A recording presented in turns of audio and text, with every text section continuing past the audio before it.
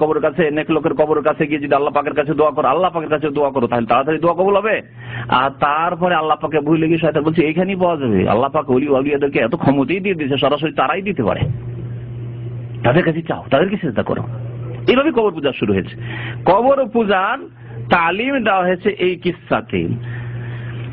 এই কিস্সা শোনাইলাম, এখন জবাব শোনেন। সৌদি আরবের মুফতিগণ এই কিস্সা শোনার পর কিস্সা সম্পর্কে কি বলছেন তা শুনুন।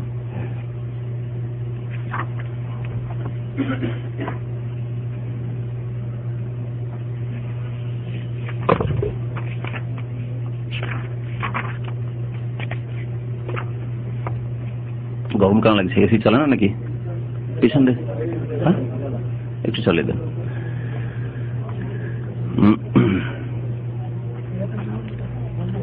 এতে একটি কিস্সা ছিল, আর একটি কিস্সা শুনেন। আর একটি কিস্সাতে সরাসরি শিরক।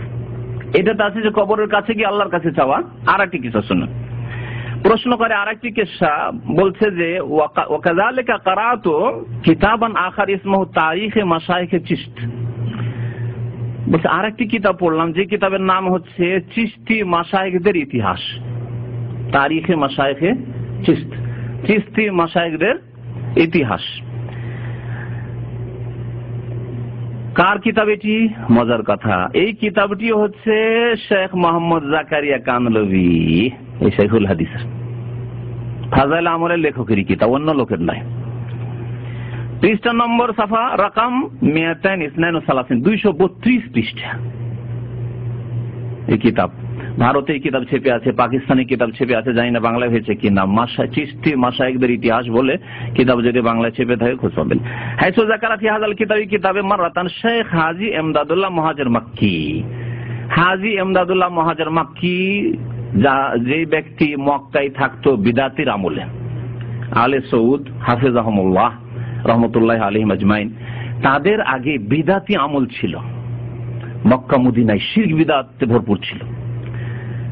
শেখুল ইসলাম আহমদ বিন আব্দুল্লাহ রহমতুল্লাহের দাওয়াতে কবর মাজার পূজা এবং শিরক বিদআত অনেক হালকা হওয়ার পরে আলহামদুলিল্লাহ শেষে পাক হয়েছে এই দেশে।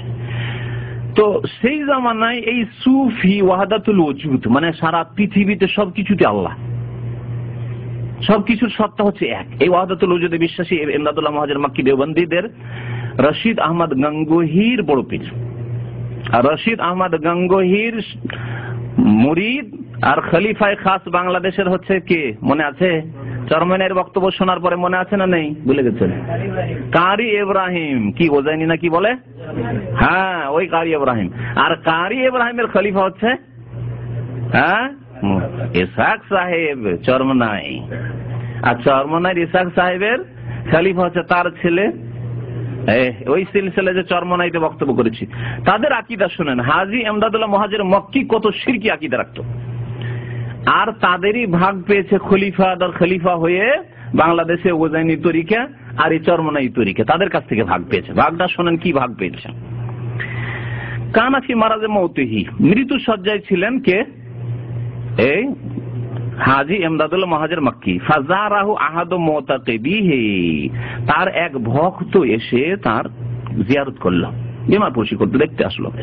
ও হাজানা আলা হালিহি, আর খুব শোকে ভেঙে পড়লো, শোকে ভেঙে পড়লো দেখে, মুরব্বিকে দেখে। আল্লাতি কানা হুয়া ফিহা, অসুস্থ অবস্থায় দেখে। ফারাফা শেখ হুজনাহু আলাইহি, তখন হাজী ইমদাদুল্লাহ মুহাজির মক্কি বুঝতে পারলো যে খুব শোকে ভেঙে পড়েছে আমার অসুস্থতা দেখে, আমার রোগ দেখে।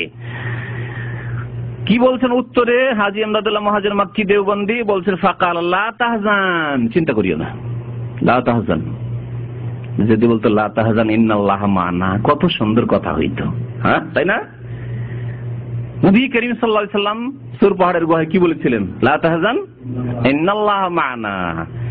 মুসা আলাইহিস সালামের কথাও যদি বলার তৌফিক হতো, কি বলেছিলেন? কাল্লা, চিন্তা করিও না, হতেই পারে না যে ফেরাউন ধরতে পারে আমাদেরকে। ইন্না মাইয়া রব্বি সায়াহদিন, আমার সাথে আমার রব আছেন, আমার সাথে আমার রব আল্লাহ পাক আছেন। সায়াহদিন, অবশ্যই রাস্তা দেখাবেন এই সমুদ্রে, এই নদীতে।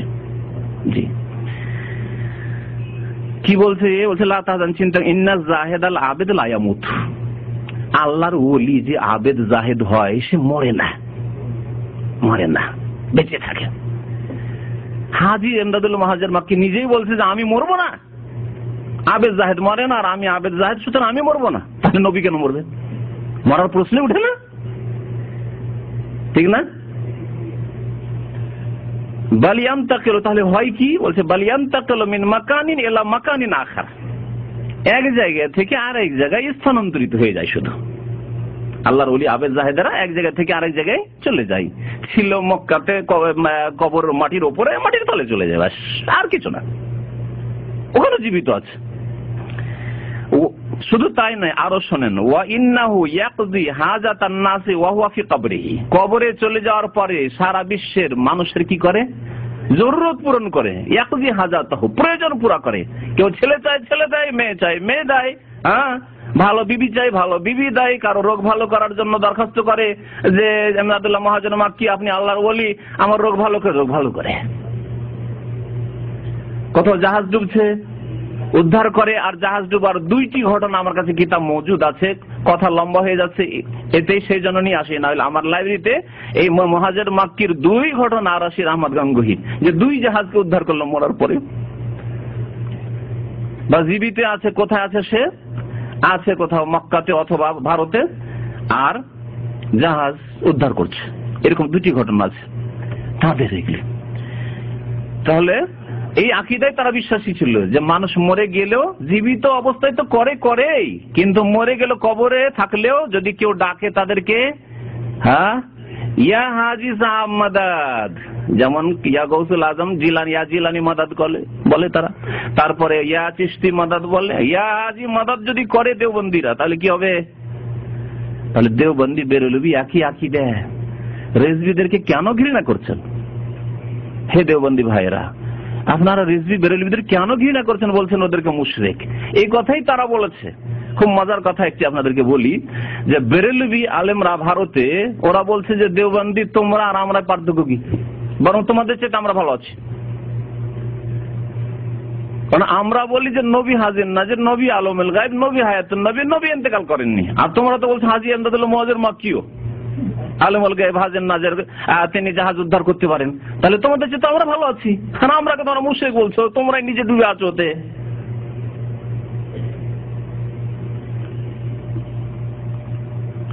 এই জন্য কোরআন সুন্নাহর ওলামারা বলেছেন যে দেওবন্দি ইজম আর বেরেলভি ইজম, মানে রিজভি আর দেওবন্দি, এই দুটো হচ্ছে একটি কারেন্সির, একটি টাকার এপিট ওপিট, বুঝলেন তো? এইদিকে আর ওই দিক। ভালো উদাহরণ দিতে হইলো, ভালো করে উদাহরণ দিলাম। টাকা, বাংলাদেশি টাকা, এই দিকটাও বাংলাদেশি টাকা, ওই দিকেও বাংলাদেশি, না একদিকে আবার ডলার হয়ে যাবে? হবে না। এইদিকেও বাংলাদেশ, ওই দিকেও বাংলাদেশ, রিয়াল হলে এদিকেও রিয়াল, ওই দিকেও রিয়াল, একই অবস্থা, একই কাগজ। এই হলো অবস্থা। এরাও শিরকে ডুবে, ওরাও শিরকে ডুবে। শোনেন তারপরে মজার কথা, বলছেন যে ওয়াইন্নাহু ইয়াকযি হাজাতান নাস ওয়া হুয়া ফি কবরিহি, চিন্তা করিও না, কবরে চলে গেল মানুষের আমরা কি করি? প্রয়োজন পুরা করি। কামা কানা ইয়াকযি হাজাতাহুম ফি হায়াতিহি, যেমন জীবদ্দশায় প্রয়োজন পুরা করত আবেদ জাহেদরা, ওলিউল্লাহরা। মরে গেল, শুধু স্থান চেঞ্জ হইল। কোন কিতাব আছে? তারিখে মাশায়েখে চিশত, পাতা নম্বর কত বললাম? 232 পৃষ্ঠা। প্রশ্নকারী বলছেন ওয়াল মাতলুব, এখন ওহিব্বান আসমান আরাইক মুরশিদা ফি হাক্কি কুল্লি মান যুকিরা, এদের সম্পর্কে এই যে কিসসা যারা লিখেছে, যে এই কিসসা যারা লিখেছে কে? জাকারিয়া সাহেব, শাইখুল হাদিস ফাযিল আমলের লেখক। আর বলেছেন কে এই কিসসা? হাজী ইমদাদুল মুআজ্জির মাক্কি নিজেই বলছেন যে আল্লাহর ওলিরা মরে না, বরং আরো শক্তিশালী হয়ে তারা মৃত্যুর পরেও মানুষের প্রয়োজন পুরা করে। বলছি এদের সম্পর্কে এখন ফতোয়া চাই কি? এক, মানে ক নম্বর, হাল হুয়া ইয়াবকা মুসলিমান, মুসলিম থাকবে এরকম আকীদা রাখলে, যে মানুষ মরে গেলে, আল্লাহর ওলি যদি হয়, মরে গেলে দুনিয়ার মানুষের প্রয়োজন পুরা করে, এই আকীদা বিশ্বাস যদি থাকে তো মুসলিম থাকবে। আইল মুআল্লিফ লেখক ও রাবিউল কিসসা এই ঘটনা যে বর্ণনা করেছে বাদা হাযিল আকীদা, এই বিশ্বাস যদি রাখে, তাহলে আল্লাতী যাহারাত লানা মিন খিলালি কুতুবিহি ওয়া কালামিহি, যা তাদের কিতাবে রয়েছে, বায়্যানুনা মুস্তাদিল্লিনা বিল কিতাব ওয়াস সুন্নাহ, কোরআন সুন্নাহর আলোকে আমাদের সামনে এর হুকুম বয়ান করেন। দুই নম্বরে জিজ্ঞেস করছেন বা খ, ইযা লাম ইয়াবকা মুসলিমান, যদি মুসলিম না থাকে এরকম আকীদা রাখে যে কবর থেকে মানুষ উদ্ধার করতে পারে, ছেলে মেয়ে দিতে পারে, রোগ ভালো করতে পারে, হ্যাঁ, জাহাজ প্লেন বাঁচাতে পারে, শাহজালাল সিলেটে কোনো জাহাজ দুর্ঘটনা হইতেই দিবে না, এইসব আকীদা যদি রাখে, কারণ এই আকীদা হচ্ছে হাজী ইমদাদুল মুআজ্জির মাক্কির একই কথা। বাংলাদেশের পত্র পত্রিকায় আসলে না কিছুদিন আগে একটা অ্যাক্সিডেন্ট